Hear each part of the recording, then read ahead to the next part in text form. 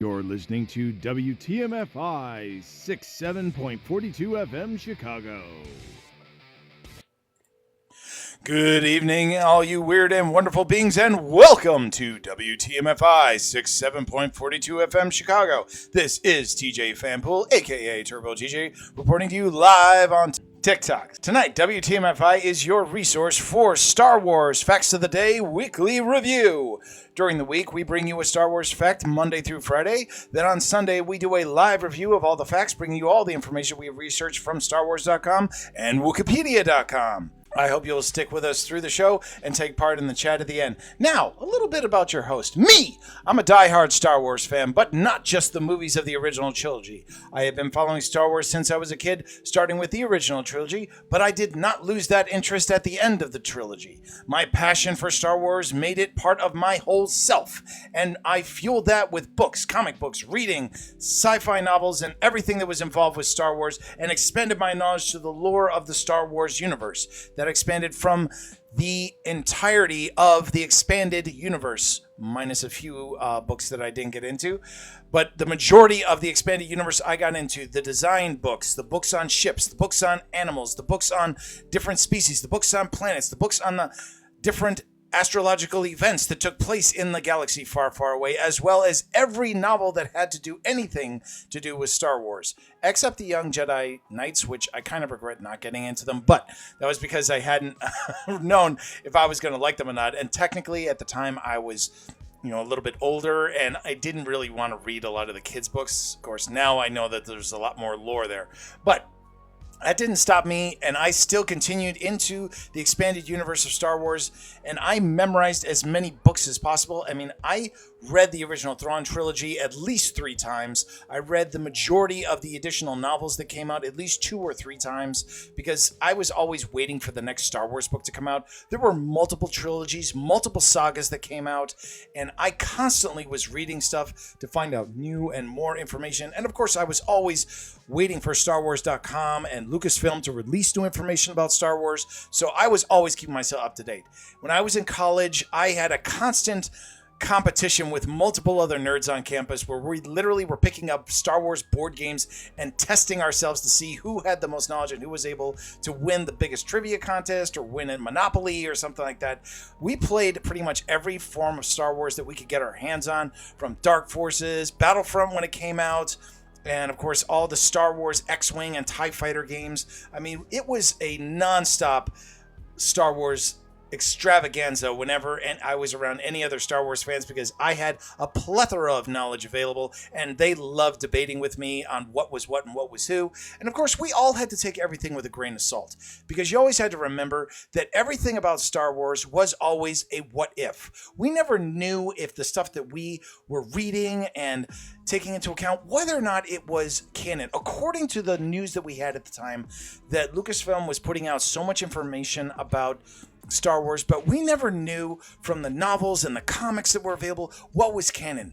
And at the time, we knew that, of course, the original trilogy was canon, and we knew that the additional movies and animated series that came out from Lucasfilm were obviously going to be canon because they were works of George Lucas. Now, the novels, they were supposed to be expansions on the Star Wars lore. So we never knew whether or not they were canon or not. We accepted them as the canon that it was, because the novels came out. Lucasfilm didn't sue them, obviously, so we all assumed that it was all canon. So it wasn't until the actual purchase by Disney and we found out for sure that the stuff that was in the expanded universe, the novels and stuff like that, was not considered canon. So everything that Dark Horse had put out, that Marvel had put out, that all the other comics and novels that had been put out were no longer canon. They were now considered legends. So alternate realities, alternate storylines and stuff like that. And that was unfortunately what we were left with. But that deterred a lot of people. There were a lot of toxic fans out there who refused to accept Disney as the actual source of Star Wars, and that's their prerogative. Me personally, I'm just happy I have a continued stream of Star Wars available to me. Like, I can go back and watch the Clone Wars as many times as I want. I know I have Mandalorian I can watch. I've got Book of Boba Fett I can watch. I've got Acolyte. I've got Skeleton Crew. I've got the Tales of the Jedi, the Tales of the Underworld. There's so much material of Star Wars to enjoy, and we've got sources like StarWars.com and Wikipedia.com with plenty of information and genres for us to all get into, for all of us to enjoy, and that's what Star Wars Facts of the Day is based off of. I do the research in here to find out what's available, and I try to cover as much as I can with my own little sprinkles and spices onto the stuff. That's basically from my experiences, as well as how I interpret what George Lucas and Dave Filoni and the Disney Corporation is currently feeding out to us. So whether or not you agreed with my stuff, Wraithide, welcome in. That's fine. You can definitely disagree with me. I welcome disagreement. If you want to challenge me on my facts, feel free to. I don't have a problem with that. Noonie Noon, welcome in. I love chatting with people about Star Wars because there's a lot of stuff that I interpret one way and that other people interpret different ways. So it's perfectly fine. Hey, welcome in. So it's fine if I get arguments back about something that somebody doesn't agree with. There's no problem with that. I don't have a problem with that. I welcome it as long as you're not toxic about it. You know, take everything with a grain of salt. If somebody says something to me about the Night Sisters that's completely off base, I accept that it could be off base or it could be canon. It could go either way because, as I've said before, we don't know exactly what is going to become canon until we see it on a screen. And the great thing about the Clone Wars and Book of Boba Fett and Mandalorian and Ahsoka series, there are so many different facets of Star Wars that are still being discovered and are still being brought to the big screen. So you can interpret it any way you want, but there's no guarantee that it's going to be the canon or your view is going to be canon. So, like I say with everybody, see Star Wars with a grain of salt. You know, enjoy the flavors that you get, but don't focus so much on one flavor. There's so much in Star Wars to love. So, without further ado, let's get into some of the stuff that I love, which is the Star Wars Fact of the Day. And let's go through the facts from this past week. So, Star Wars Fact of the Day for this week. Star Wars Fact of the Day. The Night Sisters, also known as the Witches of Dathomir, are a clan and ancient order of magic-wielding women, most of whom were Dathomirian Zabreks, who lived on the planet Dathomir, bathed in dark energies. The homeworld of these force-wielding women comes from outside the known galaxy. Femboys, welcome. SB, welcome in. Originating on the planet Peridia and the Great Mothers. The mothers are able to perform their arcane magics by tapping into the magical ichor that flowed from deep within the planets, which originates from the Force, implying a third form of Force sensitivity beyond the Sith and Jedi. The Night Sisters were also known for taming and riding the Rancors of Dathomir. The social hierarchy of the Rancors blended well with the matriarchy of the Night Sisters, making them cherished companions across the planet. The men of Dathomir, the Night Brothers, lived apart from the witches, but were subservient to their matriarchal society. Two such brothers were Darth Maul and Savage Opress. Despite their power, the Night Sisters avoided the conflict of the Republic and the Sith, or the Jedi and the Sith, content to pursue their own matters. The Jedi gave them a wide berth, for they remained focused on matters on Dathomir. Darth Sidious and Count Dooku had their dealings with Mother Talzin in the past, and turned to her when they were in need of new apprentices. One of the most deadly was Asajj Ventress. The betrayals between Mother Talzin and Dooku earned the Night Sisters a powerful enemy, and he ordered a massive attack by his droid forces under the command of General Grievous in retribution. This devastated the majority of the Night Sisters of Dathomir, but their spirits remain. Now, I wanted to do this fact specifically because there are a lot of Night Sister fans out there. And you can go all over TikTok and Twitch and stuff like that, and you can find fans of Night Sisters all over the place. And really, there's a reason why there's a lot of people that are fans of the Night Sisters, because they are technically not Sith. They're not Jedi, but they're not Sith, because they do use an elemental aspect of the Force, but they're not exactly dark or light. So theirs is kind of, it does seem to veer a little bit more towards the dark side, but technically it isn't really the negative or dark side of the Force that the Night Sisters are using. They are calling on to the life force of the planet, which is where they draw their power from. And if you want to look this stuff up for yourself, everything that I look up and I find out about, I get from either StarWars.com or Wikipedia.com, and I double check between the two sites to make sure my information is correct. And there are some flourishes that are a little bit more on Wikipedia.com that has to do with the expanded universe, but also because of the material that has been released through the novels, as well as the comics, and also through a lot of the video games. So, like, one of the prime examples of the video games having their own lore, if you have played Star Wars Jedi Fallen Order, there is a huge section of that video game that plays on Dathomir, where you get more information about the Witches of Dathomir and how they use the dark side. And there's an aspect of almost D&D like touches, because the Night Sisters use, from what I have come to interpret, and other people have interpreted this away, is a form of necromancy. Now, it's not exactly necromancy, but it does have to do with tapping into the spirit, to the soul, and being able to revive that.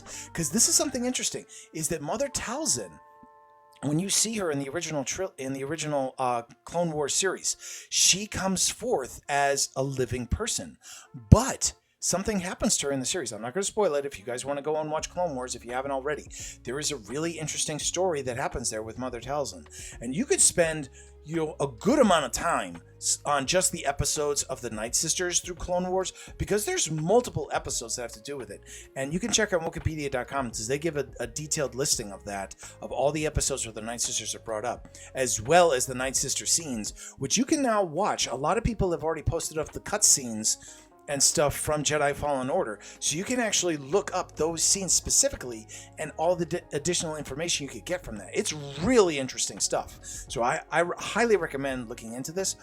But that's the interesting thing, is that we find out that the Night Sisters have the ability to come back from the dead, or pull from their souls to form weapons and abilities and stuff like that. That is very similar to what the Jedi are able to do and what the Sith are able to do. Like, they don't exactly have force lightning like the Emperor Darth Sidious uses, but they do have like flame capability that comes in a similar sense from the Force. So it's almost like I want to say a similar aspect to Soulfire, though that's technically something from a different aspect. That's more from Dungeons & Dragons kind of thing. But it is something that is very similar. Now, there's a lot of details we have not found out about the Night Sisters yet, and I'm really glad that Ahsoka touched on a lot of this, because it really opens up that kind of storyline. Sario, welcome in. And I really enjoy the fact that Ahsoka finally brought the Night Sisters into the fold. We got a little touch of them in The Mandalorian. We got a really good view of them in the Clone Wars series. And I always recommend this if people are looking for a little bit more Night Sisters from the original Night Sister stuff, because in the expanded universe, this is something I really like to touch on, is that the Night Sisters really got their first come through in the expanded universe, specifically from the novel Courtship of Princess Leia. Now, I'll give you a quick summary of that. Leia was trying to bring in another government group or planetary group into the New Republic, and their constituents were based on a society where they merged houses, very similar to arranged marriages. So Leia was in line to become one of those arranged marriage. Now, of course, she was in a relationship with Han Solo, and he was having none of that. But he needed to prove himself a proper suitor in order to make sure that he, wasn't outdone.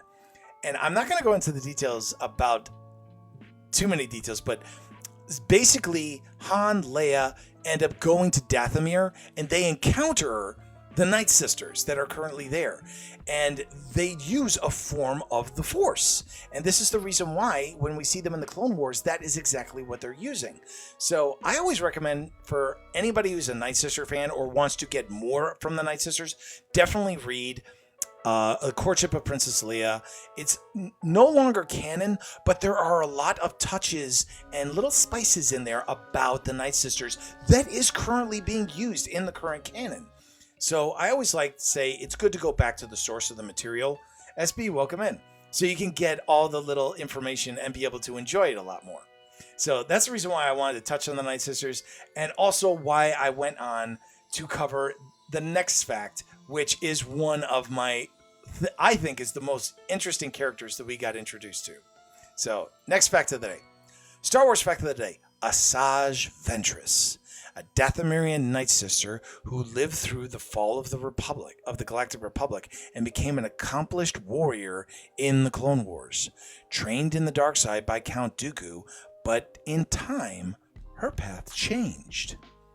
She was taken from her family as an infant on the planet Dathomir and enslaved by pirates on the war-torn world of Ratak, where the stranded Jedi Knight Kai Narek found Ventress and took her under his wing.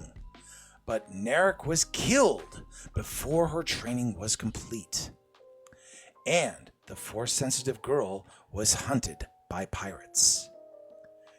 Bereft of guidance, Ventress was discovered and trained as an acolyte by Sith Lord Darth Tyrannus, publicly the Separatist leader Count Dooku. Samson, welcome in. Loft, welcome in. Adam Haldrick, welcome in. For many years, she yearned to be considered a true Sith, secretly acting as Dooku's apprentice. During the time of the Clone Wars, Ventress fought for the Separatists, clashing with Jedi like Obi-Wan Kenobi and Anakin Skywalker with her twin red-bladed lightsabers. But after Dooku was ordered to dispose of Asajj and left her for dead, Ventress returned to her Night Sister clan to exact revenge. This was not to be. Count Dooku sent a massive attack of his droid forces to Dathomir under the command of General Grievous. Ventress watched as her clan was decimated. She fled Dathomir, and in time, Ventress reinvented herself as a bounty hunter and reclaimed her identity, neither Sith nor Jedi. Soon after, events occurred that brought Asajj Ventress in contact with Jedi Master Quinlan Vos in a plot to assassinate Count Dooku. During their time together, they fell in love. Turmoil prevented them from completing their mission, and Ventress had to enlist the help of her former foe, Obi-Wan Kenobi, to rescue Quinlan Vos. This, sadly, resulted in Ventress's death. Vos, now restored to the light side of the Force, was overcome with the loss of his love. Vos and Kenobi brought Asajj Ventress's body to Dathomir and laid her to rest in the pools near her clan's village. Ventress's spirit then encountered Mother Talzin, who gave her a choice to remain in the land of the dead or to live again. Asajj Ventress burst from the pools alive and began her new journey through the galaxy, neither Sith nor Jedi. I just want to say Asajj Ventress has become one of my true favorite female characters that has been in animation, because her story is so unique and so ridiculously awesome. Because you have to think about this. Asajj Ventress, she was a character that came into being well before the Disney merger. And not only that, oh, thank you, Clint Sleep. The whole situation with Asajj Ventress is she first came into being in the Genndy Tartakovsky Star Wars Clone Wars series. And she basically came in as the future apprentice of Count Dooku. Now, when she came in, we were all expecting her to actually be a continuing character. And it was really interesting the way she came in, because she basically was told to target Anakin Skywalker, which I thought was so interesting. And when we first see her in the Gendy Tartakovsky series, she and Anakin have a massive fight, ironically, on Yavin, before it was the Rebel Alliance base. So they were on Yavin 4 when their fight took place, and it was intense. If any of you get a chance to check it out, the Clone Wars series is currently on Disney Plus, but there's still several of the episodes are still on. I think Cartoon Network still has some of them loaded on YouTube and other streaming sites. But I highly recommend going and checking out the original, because she is not the same as the one we end up seeing in the Clone Wars. And it's kind of sad that it's not the same, but you really get that aspect about it. But the Clone Wars version of her is so interesting. And this backstory that I found out about her is canon. We haven't actually seen it, though. This is the interesting thing. We actually haven't seen Asajj Ventress's true backstory. It hasn't been brought up on screen or anything like that. We've gotten glimpses of it, but we haven't actually seen it played out. I'm hoping at some point in time we get a Tales of the Sith or something like that Disney will actually do a background story on that. I'm really, really hoping, and this is just my personal thing, I'm really hoping that Asajj Ventress is going to show up in the Ahsoka series in Season 2. Because the reason why I say that is because it's obvious that at the end of Ahsoka, the Chimera arrives at Dathomir. And the mothers are going to go down to the planet. They're probably going to revitalize all of the sisters. And we're probably going to get... I wouldn't be surprised if we don't see a touch from Fallen Order. And this could be the opportunity where we're going to see some of the characters of Fallen Order finally coming into Star Wars. Now, I'm not saying that's going to happen. I'm saying this is an opportunity for them to come in. 3D, welcome in. And I really am hoping that we get something like that, because her character is so unique. From the fact that she had started out as a Night Sister, then she became an apprentice of a Jedi, then she becomes an acolyte of the Sith, then she goes back to the Night Sisters, then she crosses over again in love with the Jedi. And that Quinlan Vos is the example of a Jedi who gives in to his attachments and falls in love. But Quinlan Vos was always one of the Jedi that's very similar to Qui-Gon Jinn, as that he doesn't exactly follow the same doctrine as the Jedi in the attachment aspect. And I really love that aspect. Hey, welcome in. I'm guessing those are link chains, unfortunately, the Minecraft chains. So sorry if I thought that's not your name, but welcome in. So that's the reason why I think Asajj Ventress is really one of the coolest characters we've gotten out of Clone Wars. And the fact that she showed up in not only Tales of the Underworld, but we also got her to show up in Bad Batch, and that she was the one that actually was testing Omega to see if she actually had, the ability. G-Unit, welcome in. That we actually got to see if Omega would have the abilities, and it was Asajj who really showed how she's grown in the Force. Yet the fact that they encounter that massive beast out on the ocean, and that she is the one that actually is able to tame it, along with Omega's help. And I just thought that was so cool. And we're really seeing a side of Ventress that she's not really truly all evil. And the fact that she made the choice to come back. And as we learned in Tales of the Underworld, she is still looking for Quinlan Vos. And we already got the link from that in Obi-Wan Kenobi that Quinlan Vos may still be alive. So this is an aspect that I'm really hoping for, that we get a little bit more of possibly Asajj Ventress and Quinlan Vos, but also Asajj Ventress was a foe of Ahsoka. So it will be really interesting for me, and I'm sure for a lot of other fans, that we're going to get to see her and Ahsoka in live action, because that's the biggest thing that I'm hoping for, is that we get to see Asajj Ventress in live action. Especially if you see in the picture that I have loaded up here, that this is how she currently looks. By the end of the Clone Wars and after the Clone Wars, this is what she looks like. And she has a yellow lightsaber, which is also the same lightsaber that Rey has, and that also Quinlan Vos also had a yellow lightsaber. Which, if you look up, Jedi with yellow lightsabers are very specific and very special Jedi that are not exactly the same as the other Jedi. So I highly recommend anybody who is interested in Asajj Ventress or the Night Sisters, please look up StarWars.com, Wikipedia.com, look into these characters. They are so interesting, and there's so much more lore there that I didn't even cover because honestly I'm limited by how much I can put in. But I highly recommend checking her out. She's a great character to invest yourself in, especially if you're looking for a strong female character. She is amazing, and the fact that she's played both sides, both the good and bad side, she's really just a true anti-hero of a character. And I absolutely love anti-heroes. They're some of my favorite characters in all media and folklore. So I really enjoyed researching her and getting this information. Okay, moving on to the next fact of the week, or fact of the day. Star Wars fact of the day. Operation Cinder was the code name for the orbital bombardment campaign devised by Galactic Emperor Darth Sidious Palpatine. Following the Emperor's demise, his instructions were relayed to loyal Imperial officers. Targets of Operation Cinder would include both loyal Imperial planets and worlds that defied the Empire. This included Burning Con, Cavadent, Abedendo, Chandrila, Commodore, and Necronus, as well as Vardos, a world known for its loyalty to the Empire, and the Emperor's homeworld of Naboo.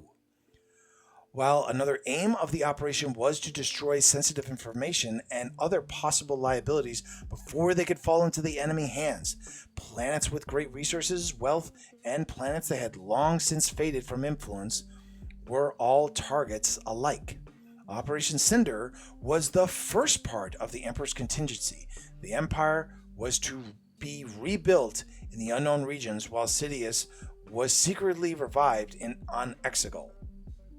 Now, this is an interesting story that we only had information on from a lot of the outside media, but not actually from, from the actual films,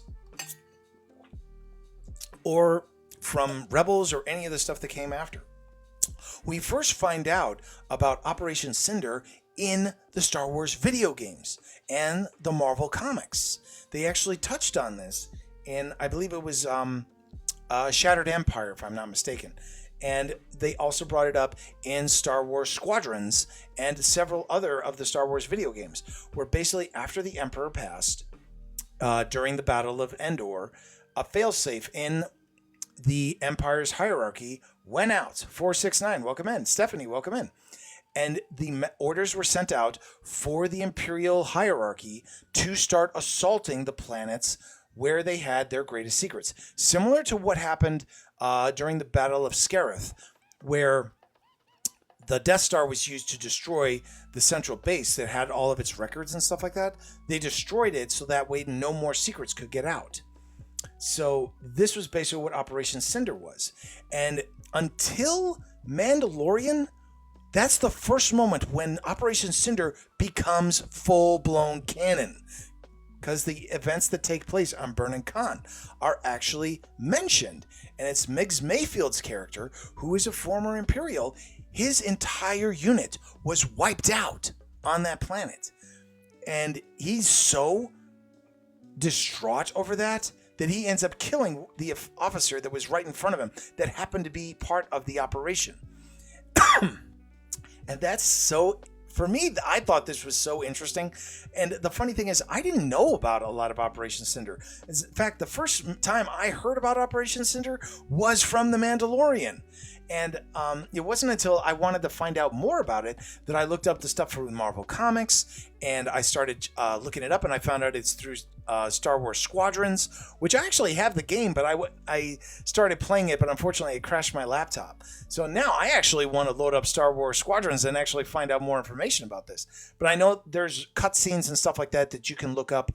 They're currently available through StarWars.com, and you can go on YouTube and look this stuff up. There's entire sections where people have done full-blown analysis of Operation Cinder and how it was organized and why it also didn't succeed. So if you're interested in finding out more about this, all the information is available. I unfortunately just wasn't able to get as much information because I'm honestly still learning about the whole thing. So, and this is what the thing I like to touch on about Star Wars canon is that This stuff was revealed in Star Wars Squadrons and a few other comics and stuff like that. But technically, and this is according to Lucas and Filoni, that until it's up on screen, either in a series or on Disney Plus or in the movie theater, it's technically non-canon. So you always have to take a lot of the stuff that's put out in the comics and the video games with a grain of salt. We all hope that it'll eventually become canon, but until it's actually mentioned on a screen somewhere that's an actual part of Star Wars, it's not technically canon. And I know a lot of people will argue with me about that, and that's perfectly fine. I have no problem with you arguing with me about this. But the fact is that my prime examples for the things that are canon and non-canon, my two main ones that I go to is Kanan Jarrus and Ahsoka. These two particular ones, there were stories that were told that were considered canon until they were retconned in animation. Okay? So, prime example for that. When Star Wars Rebel came out, we found out what happened to Kanan Jarrus and that what happened, that his master was killed by the clones. And then Marvel came out with the Star Wars Rebel series of Kanan Jarrus, and his story as Caleb Dune and what happened to him after Order 66. And there's also a novel that was put out about how Kanan first met Hera, which technically has not been retconned yet, so that story may still be canon, at least for now. But that story of what happened to Jedi Master Balaba and what happened to Caleb Dune was actually retconned by Bad Batch because they wanted the story to have some kind of connection, and that was the best way that Filoni decided to do it, was connect the Bad Batch to Caleb Dune's story. Now, granted, Kanan Jarrus never encounters the Bad Batch again, so that story actually works. And the thing is, there are a lot of details about what happened in the Kanan Jarrus Rebels comic series that still technically is still canon, because there's the story of how he got off of Collar and what happened to him after. That information, as far as we know, is still canon. So even though the exact details of what happened to Jedi General Balaba and what happened to Caleb Dune is a little bit, in flux, we do have something that actually tells the additional story. Same thing with Ahsoka. There was an actual Star Wars novel that was put out that detailed what happened to Ahsoka directly after Order 66 that actually is referenced in the end of the Clone Wars series, and they also reference it in Tales of the Jedi. But there's slight alterations to the story, because two of the characters that were supposed to be in that are not there. And also, how things played out in that are not exactly the same. So you always have to take the stuff that's in the video games, the books, the comics, you have to take it with a grain of salt, because just like with the Force, it's forever in motion, always in motion. You have to expect that the canon is going to change. So, and this was my biggest thing when, Disney bought Star Wars from Lucasfilm and they changed all of that. That was a huge thing for me. It was a huge gut punch because I had invested so much of myself into it, and then everything changed. So that's what happens sometimes. But the great thing is that we still get a whole lot of Star Wars. There's still plenty out there, and that's the reason why I do the Facts of the Day, because there's so much about Star Wars to love, and there's no reason why one little thing should throw you completely off. So that's why I got into this, and that's why I really wanted to cover the details of Operation Cinder. I'm probably going to go into more detail in a future fact, because I'm finding out more and more information about some of the battles that took place. Specifically, I'm still waiting for details on the Battle of Jakku, because that's one of the ones that I'm hoping to do more detail on. It's why I haven't covered it just yet, because it's mainly only been covered in a few novels and video games, like Star Wars Battlefront 2, and a few of the comics have covered it. So I don't want to go into full detail on them until we get more through the actual video canon on what happened there. I'm hoping we're going to get something at some point. Okay, moving on to the next fact of the day. Star Wars fact of the day. The Endor moon is a secluded forest moon in a remote corner of the galaxy, located near a gas giant called Tana, a binary star system positioned in the Model sector of the galaxy's outer rim territories. Endor is covered in dense woodlands, tall mountains, and savannas. It is the homeworld of the sentient Dulak, Ewok, and Yuzum species, as well as the Wisty and self-sentient Gorax races. This small sanctuary moon would easily have been overlooked by history were it not for the decisive battle that occurred there. The lush forest home of the Ewok species is a gravesite of Darth Vader and the Empire itself. It was here that the Rebel Alliance won its most crucial victory over the Galactic Empire. The Empire built the second Death Star in secret above the lush forest moon. To protect the battle station during construction, the Imperial engineers placed a shield generator on the moon's surface, controlled from a bunker. Scout troopers patrolled the wood on speeder bikes, but their precautions were perfunctory. The Empire dismissed Endor's native Ewoks as meter-high primitives that posed no threat. The Ewoks, however, were not to be underestimated. They were brave warriors adept at using what technology they had and quick to learn new ways. They accepted the Rebel Alliance warriors into their tribe and decided to join their fight against the Galactic Empire. After the rebels were captured, it was Ewok warriors who rushed to the rescue using bows and arrows, catapults, and log traps to take down stormtroopers and scout walkers. The Ewoks turned the tide, allowing the rebel commandos to destroy the shield generator and leave the Death Star vulnerable to orbital attack. Now, for any of you who are fans of Return of the Jedi and the Ewoks, I knew I was going to cover this at some point, and I figured, what the heck? Yeah, can't sleep. I absolutely love the Ewoks too. And Stephanie R., welcome in. And that's the great thing, that a lot of people get upset at Return of the Jedi. And this has been a thing with a lot of toxic fans for the longest time, is there were so many that were disappointed in Return of the Jedi because of the way the Ewoks were brought in. These little teddy bears were able to take down stormtroopers. And there has been... I could talk for hours about the controversy about this, that so many fans dislike the Ewoks and they don't like the fact that the Empire was so easily beaten by these guys. But this is something that I always like to remind people, is that the Empire was very full of itself. They absolutely believed that they were superior to all. And it really got me that when Emperor Palpatine in Return of the Jedi, he says to Luke that he's got an entire legion of his best troops on Endor waiting for the rebels. And I'm thinking to myself, these are the elite stormtroopers who still couldn't hit the broadside of a barn. So I totally accepted the fact that, because every time we see the stormtroopers, chasing somebody, they're barely hitting anybody. I mean, how many times in Empire Strikes Back and A New Hope did we see them shooting guys down the hallway? Prime example, Han Solo is running down the hallway and the stormtroopers are running from him. Then he gets to a corner, he turns around, he shoots one of them, they're shooting back, and we see the hallway where Han has run into. Chewie gets there and he's like all distraught, because he thinks he's gonna get shot. And then Han Solo comes running around the corner with a plethora of blaster bolts flying behind him. And I'm thinking to myself, I'm sorry, there is no way Han Solo should have survived that hallway with that many stormtroopers unloading on him. I'm sorry. There's no way that should have happened. They were shooting him at almost point blank range and they missed. I mean, come on. There's no way that they were that great of a shot. And to think about it, you think about this. The Battle of Endor, when the Imperials were getting shot at, and you can actually watch the things and stuff like that.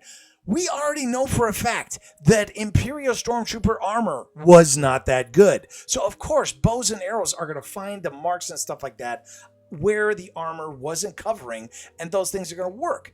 I mean, prime example of this, if you ever want to see the flimsiness of what Stormtrooper armor was, all you have to do is look at the Mandalorian, where Boba Fett comes in with a gaffy stick. And look what he does to those stormtroopers. Their armor was falling apart with every hit with that gaffy stick. So the entire argument there is, I've never watched the movies, and I know the stormtroopers were saying that Thank you. Can't sleep. And this is from someone who hasn't seen the movies and she knows about it. Absolutely. This is totally true.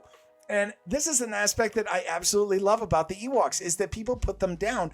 But you have to remember that they had helmets and stuff like that of the guys, and they knew how to cook bipedal people because they had obviously already been eating the stormtroopers and scouts that they had taken out.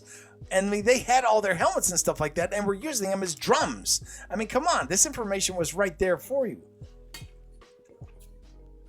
Plus, they were able to capture everybody in that group. They had them in a net. They dropped down and they had their spears on them in 2 seconds. Do you really think that a stormtrooper or a scout that was surrounded by Ewoks and started trying to push past them would survive? I'm sorry, their armor wasn't that great. They wouldn't have lasted 2 seconds against a group that big. So I have no problem believing that. And you also have to remember that, and this is because if you go by the expanded universe, and technically they haven't said if the Ewok movies are part of the canon, but if you look at the Ewok movies, granted, they are, it's Star Wars, and of course they was definitely made for family. The Gorax is the same size, if not slightly taller than a Scout Walker, and yet the Ewoks have taken on the Gorax species. This is a bipedal, almost like Wookiee-looking type of creature that is easily taller than an AT-ST, and the Ewoks have been able to take those things down by themselves. So the fact that they were able to take out AT-STs and they were able to take out stormtroopers, I have no problems with that. Not to mention the other two species that exist on the planet, the Duloks and the Yuzma. Those are not tiny little creatures. Those things are taller than the Ewoks, and the Ewoks were able to take them on as well. And this is a lot of stuff comes from this Ewoks animated series, but there's a bunch of others that have actually chronicled this. And so as far as we know, everything that is in those is actual canon, because they haven't gone back and done more detail into the Ewoks. So as far as we know, that stuff is still accurate. Now, of course, there will eventually be something that comes out about the Ewoks and verify stuff. Just yet, welcome in. So you always have to, like I always say, you have to take Star Wars with a grain of salt. So I have no problem seeing that the Ewoks were able to help and were able to do what they said they were able to do. And here's the big thing for me, is that Ewoks are so popular in Star Wars that Michael A. Stackpole, for the Star Wars X-Wing series of novels, he actually had an Ewok as a pilot. Okay, so just putting that out there, because you always have to remember that an Ewok was able to ride a speeder bike. Not well, but it was able to figure out how to do it. So if an Ewok can figure out a speeder bike, it could probably figure out how to fly a fighter at some point. I mean, I'm not going to go into the details about that, but if you ever get a chance, you could actually look up Ewok starfighter pilot, and you'll have to look in Legends, unfortunately, but there is some stories about a Ewok TIE fighter pilot. Now, technically, he was also part of Rogue Squadron, that took part in a lot of the battles that took place after the fall of the Empire. So honestly, I still think that those books could easily be turned into a series that wouldn't screw up anything in the current canon. So I'm hoping that at some point it becomes a thing, but I don't know for sure if it will. So I just really wanted to cover the Ewoks, and I could go into so much more detail about the Ewoks, but I really wanted to cover just the stuff that's canon right now. Now, if they finally go into more detail about the Ewoks, I will gladly go into full detail about the Ewoks and all their canon and stuff like that. So I will revisit the Ewoks at some point in time in the future, but right now I'm just focusing on the planet itself. But it's a truly unique planet. There's so much more that they covered in the Ewoks movies and the TV show. There's so many more aspects about Endor that haven't technically been covered just yet. So I highly recommend checking those out, just because there's so much more in there that's worth checking out. All right, so let's move on to the last fact of the day. Star Wars fact of the day: A-Wing starfighter. Faster than even the TIE Interceptor, the A-Wing is well suited for lightning strikes. Manufactured by Kuat Systems Engineering, early Rebellion cells adopted the fighter against the Galactic Empire. With its sleek, arrow-shaped, streamlined cockpit and massive twin engines, the A-Wing starfighter suggests raw speed, and even when parked within Alliance hangar bays, it sports a pair of pivoting laser cannons on each wingtip. One of the earliest Rebel units to use these quick, powerful fighters was Phoenix Squadron, whose pilots would tragically meet their match in encounter with Darth Vader in his enhanced TIE fighter. As the Empire ramped up production of both standard TIE fighters and experimental models, the Alliance sought to turn the A-Wing into a starfighter that could outfly them all. Alliance techs stripped away shields, armor, and heavy weapons to create a fighter that was tough to maintain and fly, but could outrun even a TIE interceptor. They reworked RZ-1 A-Wings and played an important role in the Battle of Endor, the Rebels' greatest victory over the Empire. The A-Wing continued to evolve and was part of the Resistance Starfighter Corps during its fight against the First Order. Now, I have always been a fan of the A-Wing. One of the reasons is because it was one of the new fighters that we were introduced to in Return of the Jedi, along with the B-Wing. We didn't have the U-Wing by then. They hadn't made it available. Now, obviously, they've expanded it, and it has become part of the lore. But I always thought it was the coolest and more interesting fighter because it was smaller than the X-Wing and the Y-Wing, and it seemed to be faster than them as well. And I just really thought it was an interesting ship.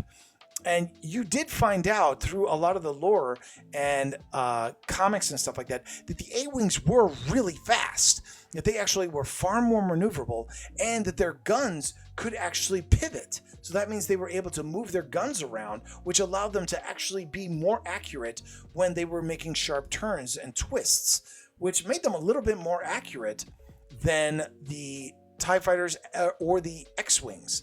And that's part of the reason why I wanted to cover them, because there's a lot more history behind the A-Wings. Because the one that I'm showing here on the screen isn't exactly the same one as getting the same skills as a lot of the others. Because there's more stuff that's going on. Pause for a second. I just had something come up on my screen. Hang on a second here. This is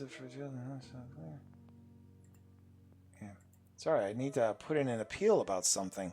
Just got clicked for something. I'm not sure what. The Bat Knight, welcome in.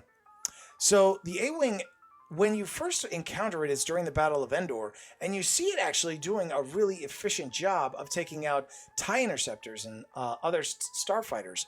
But it's really when you played in some of the video games, like if you've had a chance to play Star Wars Battlefront, you in the space sections, you actually get to fly in the A-Wing, and it is really fast, and it is just as fast as the TIE interceptor. So, and to the point where you actually can fly it really well and skillfully and outrun a lot of the missiles and stuff that are usually shot at you. So, and that was part of the reason why I was happy that they actually showed it in with the Resistance starfighters for in the Star Wars sequels movies, because I thought it was a really cool ship and I really enjoyed watching it in action. So doing the details, and which part of the reason why I included this is it's the RZ-1 A-Wing that actually has all the different upgrades.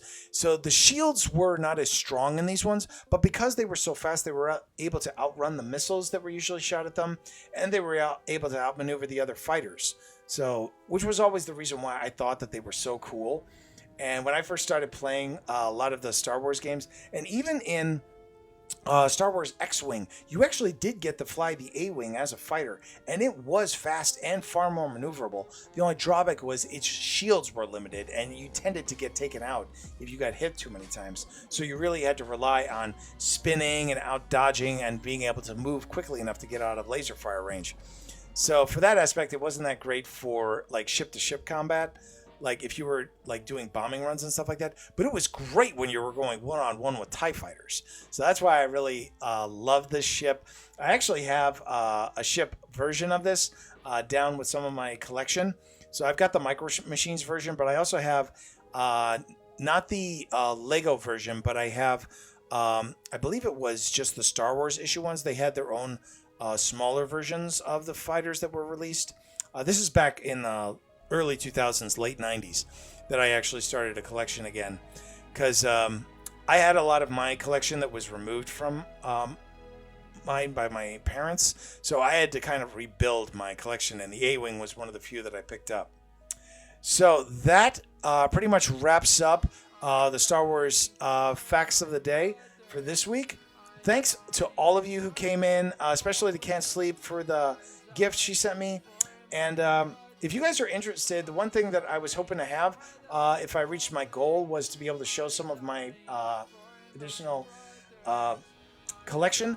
But I did want to share a big happy Father's Day to any fathers out there. If you notice, I'm wearing a different shirt today because this was one of my gifts today for Father's Day. And so I really wanted to show this off. So there's a reason why I wore this today. So, yeah. So, and two of the things I also wanted to show off is I got two new Lego sets for Father's Day. The first one, let me show. There's two here. So this one is Lego set 75446. It's the, let's see here, the Siege of Mandalore pack, where you see there's so it's several minifigs. It's a small battle pack from the battle pack series that they put out. So there's two Mandalorian Super Commandos, which are basically, these are supposed to be Maldalorians because they were the ones working with Maul. And there's two clone troopers from the 332nd. This is the group that went with Ahsoka for the battle. So they actually include, it looks like they include some blasters and additional stuff. So I just really wanted to get this, and I told my family I wanted to get it because they got the Ahsoka troopers, which I really like. Plus, I wanted some additional Mandalorians for my collection, so that's the reason why I got that. And then my second one is another battle pack, set 75373. Oop, got a notification, sorry. Let me fix that. I'm not sure why that came up there. So, oh, what the heck? Okay. Yeah, exactly. BMX, I don't know what the heck that was about. Okay. So, this one is the Ambush on Mandalore pack. It comes with two Mandalorian troopers, but also the Empire's Mandalorian troopers. So I really just wanted this because one says a Mandalorian warrior and the other says Mandalorian Night Owl. So I was basically going to have these be wolves and I forget the other character that's in the Mandalorian series that actually Mando assists in stealing the Imperial cruiser. So I really wanted to include these, and they actually, and some of the equipment and stuff that's on here I can definitely use in one of my Star Wars builds that I'm going to work on. I had an idea to actually do a Battle of Mandalore scene where it's basically the Mandalorians versus the stormtroopers and stuff like that. But Empire Mandalorian, yes. So it's the Mandalorians that were on. If you watched The Mandalorian, the last season, they were the ones that the Empire's guys who were stealing the Mandalorian Beskar, and they made their own Mandalorian armor. So it's basically they were stealing the Mandalorian's Beskar, and they made their own armor. So I wanted to actually show that they were identified as Mandalorians, but it was obvious they were Imperial stormtroopers. So I just really wanted to get those as part of my collections. Oh, Abby, welcome in. Hey, I didn't see that was you who commented on that. Yeah, so it was something that was in the Mandalorian series that Moff Gideon had set up his base of operations on Mandalore. And the whole situation was that we find this out when Bo-Katan leads the Mandalorians back to Mandalore. And they basically they find out that the Empire has set up their own base and are mining what's left of the Beskar and using it for themselves to build their own armor. And it was really a cool fight. If you have a chance, I highly recommend checking out Mandalorian. Specifically, the last season is so amazing. So I was really happy to get to watch it. So I highly recommend checking it out because, and always, if you're interested in Legos and stuff like that, you know, there's plenty of great Star Wars sets that come out. I've started rebuilding part of my Star Wars collection just out of Legos, just because there's so many, you know, things that I absolutely love about Legos, and just collecting Star Wars is one of my favorite things to do. So I just love getting some of these sets and some of these battle packs. You get, you know, a bunch of little pieces of, you know, Lego pieces that you can use on one big build, but basically you also get to have so many additional minifigs that you could identify as a different character and stuff like that, so that you don't have to buy the big sets and get the official, figures. You can get your own versions and you can make them however you want. So that's the reason why I wanted to get these, and my family was nice enough to get them for me for Father's Day. So I'm planning on going out and picking up a few more sets. Just for myself, because I got some gift cards for Christmas and I want to go and get some.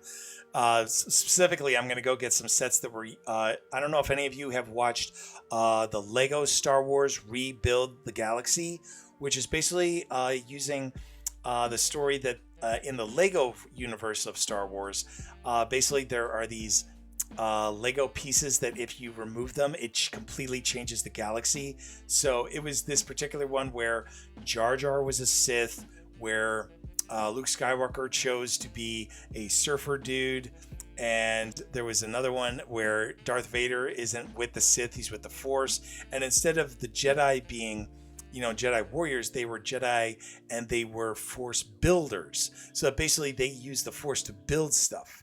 And there's this is really cool story that's built in with this. And I was a little disappointed they didn't bring in the Freemakers storyline, which was another Lego Star Wars that was done, was the Freemakers Adventures, which technically that series, it was Star Wars, but it wasn't part of Disney or Lucasfilm. It was actually done, I think, by Lego themselves in partnership with Cartoon Network, I think. So if you get a chance, the Freemakers stories are kind of like, they're their own little Star Wars saga, and there's a lot of touch-ins like Han Solo, Leia, Luke Skywalker. They actually make appearances, their Lego versions make appearances in the series. So I highly recommend checking it out. It's a really interesting series. I think it lasted 2 seasons. And there's some really cool sets that came out from the Freemakers Adventures that Lego actually put out. Like there was the Freemaker Starship, and there was another one that uses this special kind of ability. I forget all the details of it. I got to rewatch the series because I only watched it once, and I didn't watch the whole series. I watched a lot of bits and pieces of it. So I highly recommend checking it out. It's a really cool little series. So is that why people buy minifigs?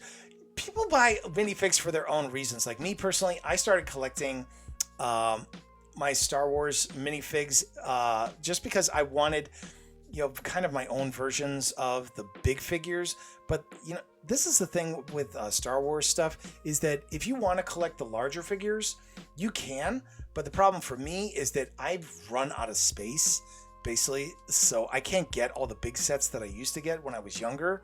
So I kind of miniaturized my collections, and Lego was the easiest way for me to miniaturize all the figures that I wanted to get. So like I could get Luke Skywalker as a minifig, and I could get Darth Vader as a minifig, and these things are available to you through so many different sets that you can get. I'm waiting for Star Wars to finally release their own minifig line through Lego, because they've been doing the different ones like they did. We've got the new minifigure set that just came out, but there was one of Star Wars, there was one of Dungeons and Dragons, and there's so many different ones that they do. So I'm hoping at some point in time they come out with a Star Wars run of minifigs, which I know those will sell out in 5 seconds, because the Star Wars fans would jump on those because they're going to be like rare versions of characters. I'm expecting them at some point in time to come out with the current version of Asajj Ventress with the yellow lightsaber. And I know they finally came out with Cal Kestis in one of the Star Wars sets from Fallen Order.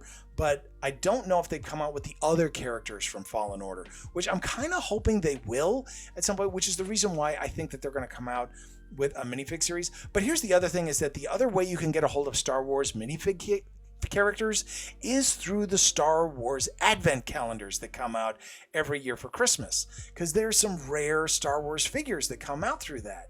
Like I actually got a hold of a bunch of cool, interesting figures. Granted, some of them are like holiday based and stuff like that. Like just a year ago, I got a hold of the Star Wars advent calendar, and I got a hold of my first Mandalorian Mando minifig, where it's basically he's in his silver Mandalorian garb, except he has a red scarf, which I thought was really cool. And Grogu is actually in a red jumpsuit. Instead of his traditional robe, he's in a green jumpsuit, which I thought was so cool. And he actually has his own build of his little sled that he flies in, which I thought was cool. And there was a bunch of other characters that came in there. There was a pit droid and a bunch of other things. So I highly recommend, if you want to get a hold of some interesting like minifigs for Star Wars, check out the past advent calendars that have come out. And I know there's a new one coming out this year that I'm actually planning on getting, because there's a couple figures in there that I want to get. Carson Teva from the current New Republic, he actually is one of the figures that's going to be in there. I didn't see, but I'm sure his minifig is going to be slightly different. And I know I think there's a battle droid in there as well. I don't think Mando's part of it, but there's a couple other characters that are going to be in it that I definitely want to get a hold of. I think there's another pit droid, which is the other reason why I want to get it, because I actually custom made my own pit droid just recently. So I actually put him together with a bunch of bit parts and stuff like that. So I love doing this. I love finding like bits and pieces and making my own droids, just because it's one of my favorite things to build in Star Wars. Is just my own version of, like, I actually built this maintenance droid. I just took some pieces that I had available and I made my own. And he doesn't actually have an eye. He has a little itty bitty eye right here. And it's basically a blemish on the actual piece itself. But I use that as his eye. And of course, I've got a bunch of other ones that come from sets and stuff like that. So I've got my own chopper because I have the Ghost. And I have C-3PO and R2-D2, but they're Christmas versions. So I don't have my own version of R2-D2 and C-3PO yet, but I'm hoping to get them at some point. I really want to get the U-Wing set, so then I have my own K2SO.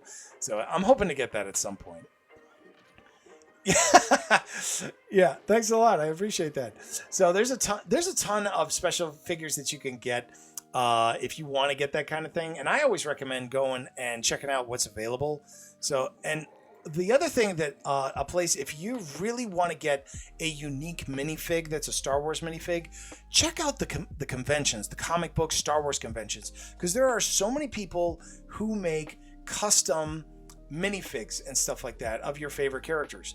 Like, I personally was looking for a Clone Trooper 5's minifigure because he hadn't been released yet, and I really wanted my own. So I ended up going on a website, and then I ended up finding out that the guys who were making it were going to be at C2E2 here in Chicago, and I got to get a hold of my own Rex. I was able to get a hold of Jesse. I was able to get a hold of Fives, and I was also able to get a hold of the whole line of the Bad Batch, because I didn't like the version that came out with the Assault Shuttle set, because I didn't like the fact that instead of making Echo missing his hand, because his hand and his arm was basically removed when he was on Skeko Minor, and the fact that he had the droid arm, but when they put out the figure, they basically just drew the droid hand on, and he still had his claw hand. And I was disappointed in that, because that's just kind of a cop-out in my opinion. But the version that I found, he actually had the droid arm. So I got a hold of that, and he's one of my favorite minifigs that I have. So I highly recommend, if you really want to get your own custom minifigs of specific Star Wars characters for your collection, check out the cons, check out Etsy, and a bunch of other, like the Bricklink sites, because people are doing a lot more 3D printing, especially since I heard this recently about Lego, is that the Lego blocks themselves have run out of patent. So that's the reason why there are so many alternate versions of Lego bricks showing up on the market, is because the patent for that particular brick ran out.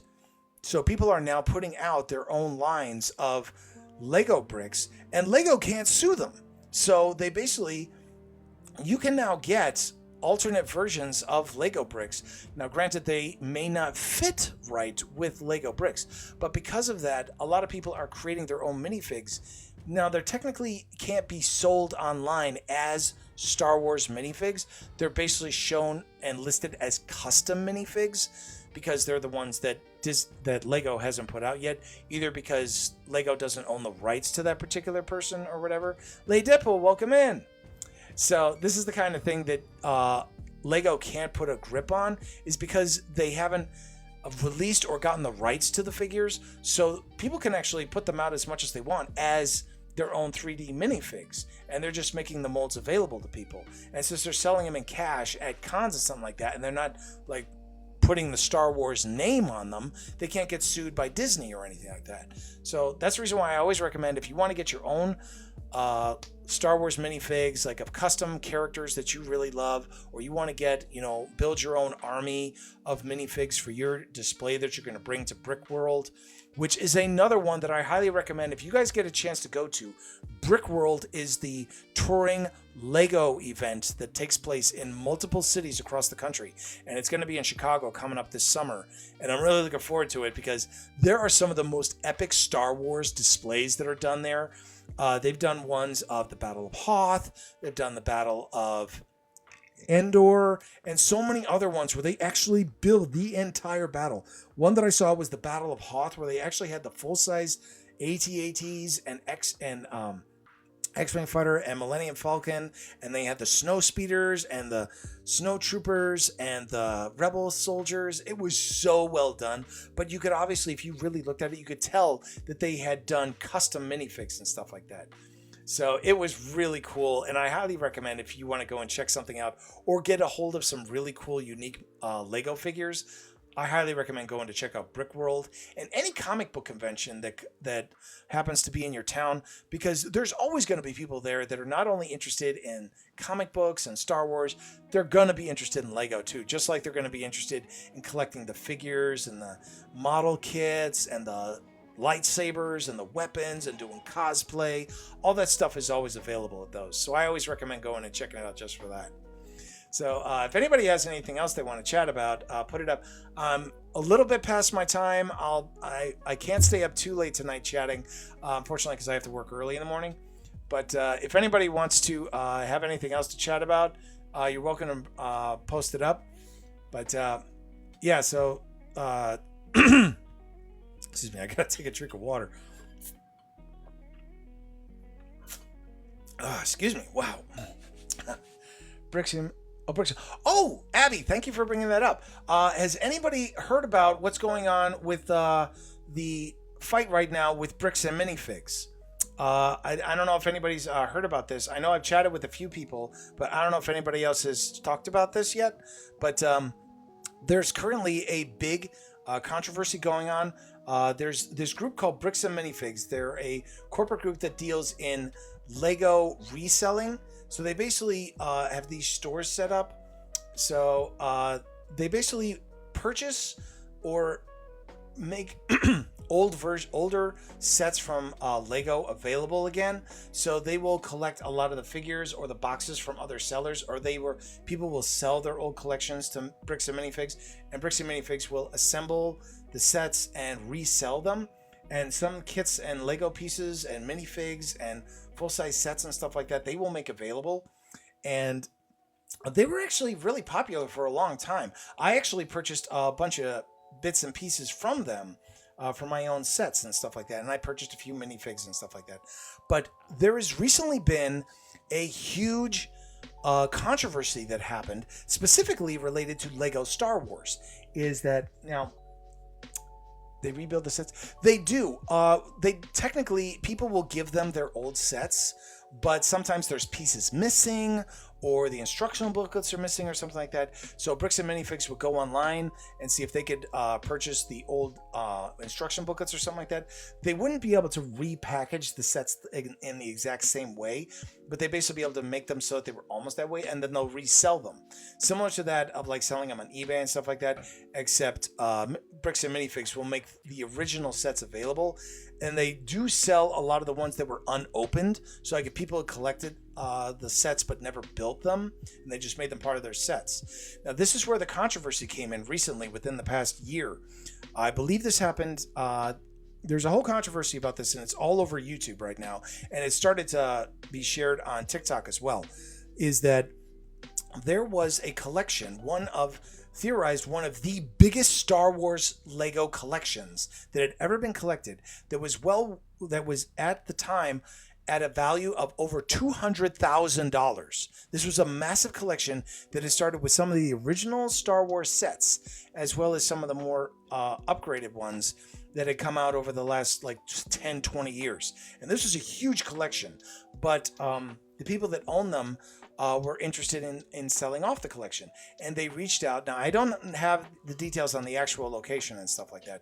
A lot of that was covered by the YouTuber who actually was involved in the event. And give me a quick second here. I'm actually going to look it up. I want to make sure I have his name right so other people can look him up. So if you look up bricks and minifigures and minifigs controversy. Okay, yeah. So Bricks and Minifig Centers, there's a viral dispute over a massive $200,000 Star Wars collection consigned by, this was the Manzel family, to a Bricks and Minifig franchise in Salem, Oregon. And the whole situation was brought to light by a YouTuber. Let me see if I can find it here. Yeah, Benjamin Schneider, or Reckless Ben, documented the conflict in a series highly viewed videos on YouTube. So the whole thing is that this whole thing, it's actually like 1,000. No, it's actually, this is the thing. It's actually listed here that it was a $200,000, $200,000 Lego collection that they basically put this out there, that this was the estimated value on the collection. So, and you can look this up yourself and get all this information. It's available online, and I highly recommend going and watching the original videos that were done by Reckless Ben. And here's the thing, is that he has not been able to reveal everything about what he found out, because he was taken to court over this whole situation, because Bricks and Minifigs is suing him over revealing this information.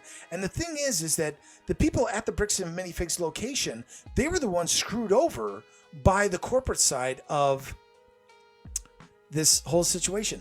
Because what happened was, and this is the details that I have gotten from what I have watched, is that the location, the Bricks and Minifigs location in Oregon, they signed the contract with the Menzel family to actually sell off this collection and do it properly. And then the people who gave them the collection, they would get part of it, but the store would also get part of it.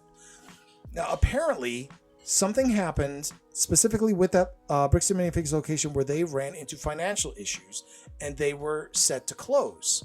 So they reached out to Bricks and Minifigs corporate and told them, hey, we made this consignment with these people to sell off this collection, so we just want to make sure that it's going to be honored. And that's where the real controversy takes place, because Bricks and Minifigs corporate jumped into the situation, and unbeknownst to the people that owned the location, they took the entire collection for themselves. Now, the details about this are still kind of hazy, but more and more information is becoming made available as the court cases are going through, that it has been proven, and they, unfortunately, through a lot of interviews, has admitted verbally that Bricks and Minifigs acquired these sets and have refused to not only give the sets back to the original owners, but to acknowledge understood the consignment and the whole sale process of the consignment, and that they're actually performing a breach of contract by not honoring the consignment. And there is a huge controversy right now about this, and it's in court right now. They are arguing it right now. There has been several announcements about it. There's been several interviews, so I highly recommend going and checking it out. It's really some good stuff. You got to watch Coffee Break on YouTube. I will definitely check that out. I've been watching a bunch of different videos and interviews and analysis done on the Bricks and Minifigs situation. The real sad part about this is that the entirety of Bricks and Minifigs is taking a huge hit from this. Last time I read, there has been a 32% drop in profit from Bricks and Minifigs because of this whole situation. Obi-Wan, welcome in. So it's gotten really bad. He interviewed the CEO, owners, and records. I know exactly. And and this is what's really sad about this whole thing, is that the CEO has basically gone on these interviews and he stumbled over his own words and basically admitted that they actually took the sets and they're not acknowledging the consignment. And they have really screwed themselves over. And what's more is the analysis of the videos from the location has shown that the sets were taken off site. Like, basically Bricks and Minifigs corporate was saying that they don't have the sets, that they don't know what happened to them. and that it must have been the people who were the former owners of the Bricks and Minifigs site in Salem that acquired them, but they've already admitted they didn't. And now video evidence has come available, shows that the entire collection was removed from that location by corporate. So a lot of this is coming out, and you guys can look this up on your own. Don't take my word for it. Definitely look it up on your own. But it's really getting bad. And the unfortunate thing is Bricks and Minifigs is taking a huge financial hit because of it, because no one wants to go to Bricks and Minifigs now out of fear that their collections could get taken from them.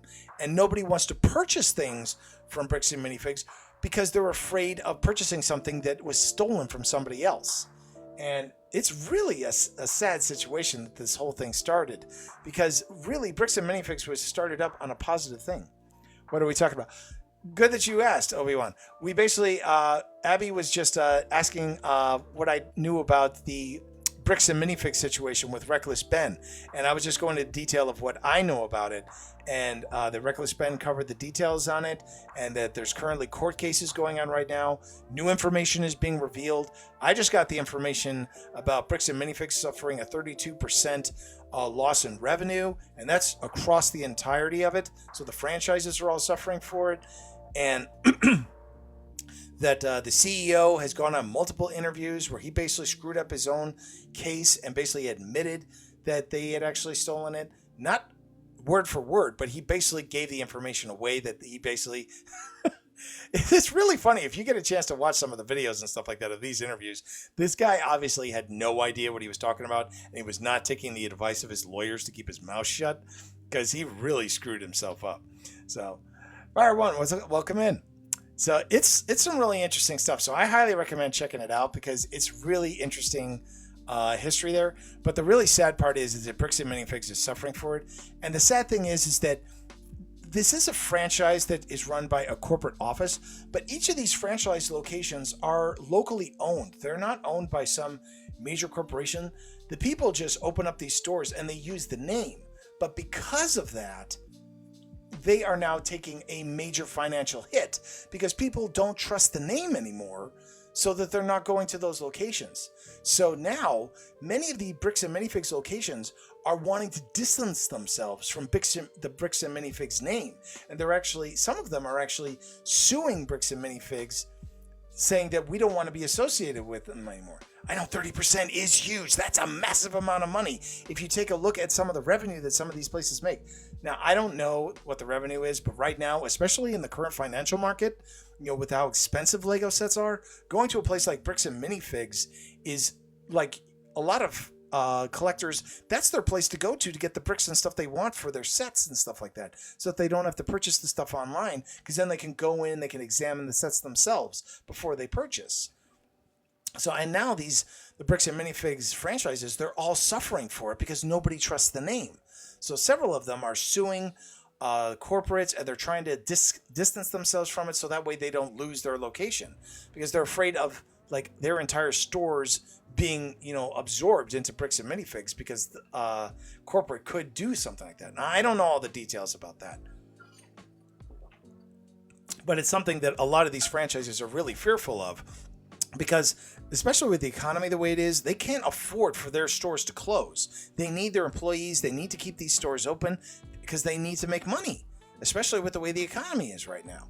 So this is a huge deal, not only for fans of Star Wars and fans of all the different sets and stuff like that, because it's not just Star Wars sets that are sold at these locations. It's classic Lego sets and stuff like that, and some of the sets that have been discontinued or that Lego stopped making.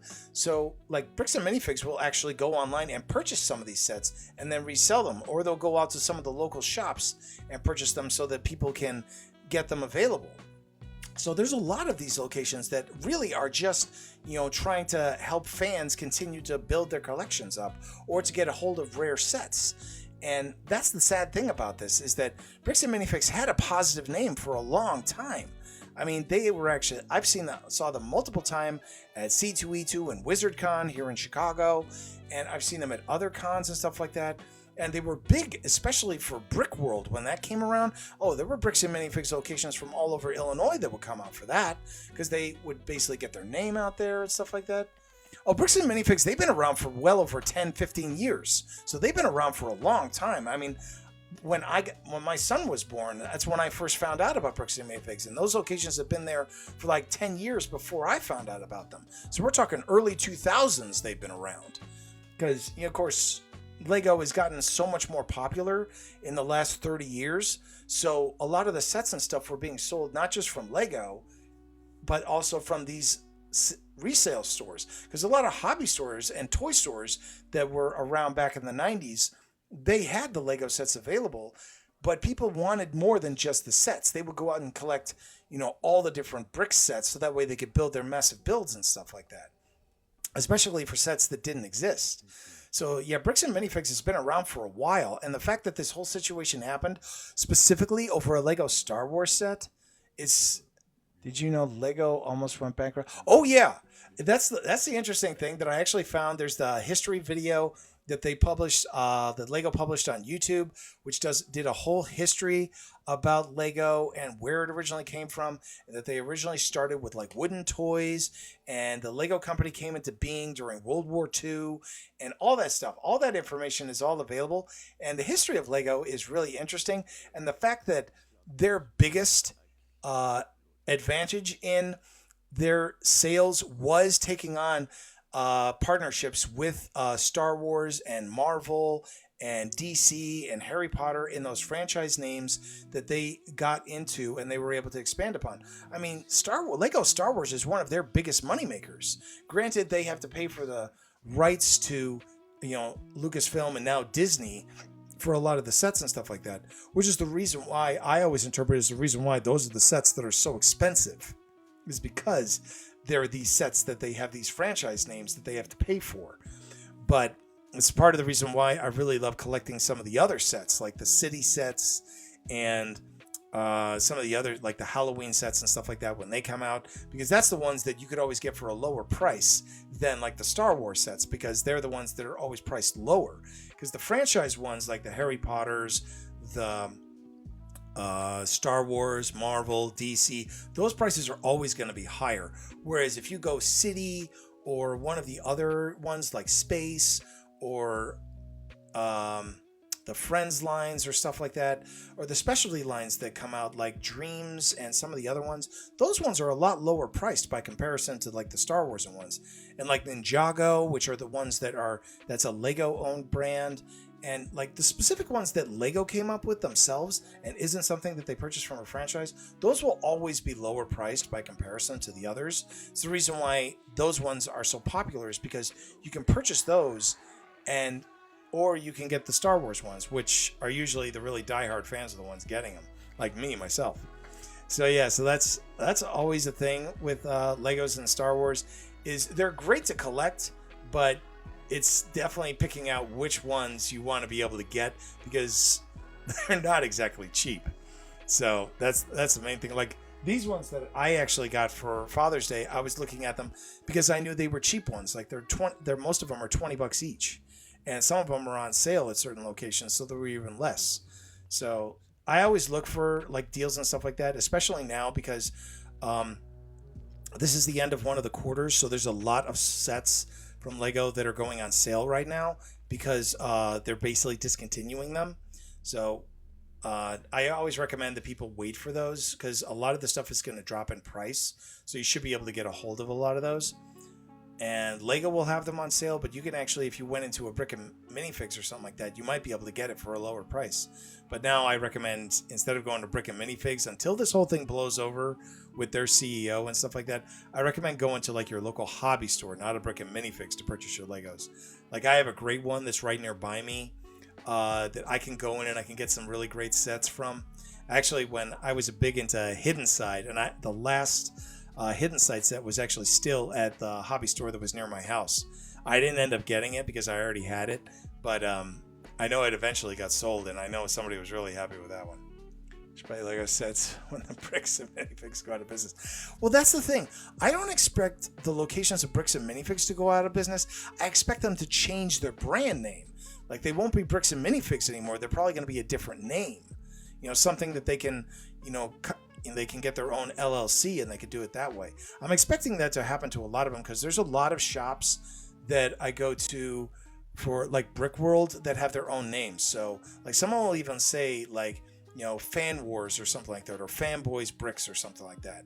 And you can find a bunch of those kinds of sites, and they're basically their own versions. Like if you go on some of the things like Bricklink or Brick Owl or a bunch of other of those websites where you could purchase Lego minifigs and stuff like that, they actually have their own store names and stuff like that that have absolutely nothing to do with Lego itself. They have their own brick names.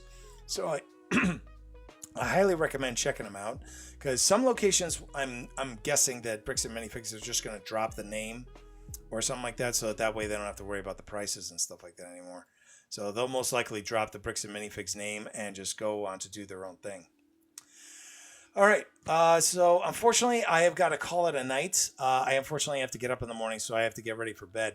But thanks everybody so much for coming in.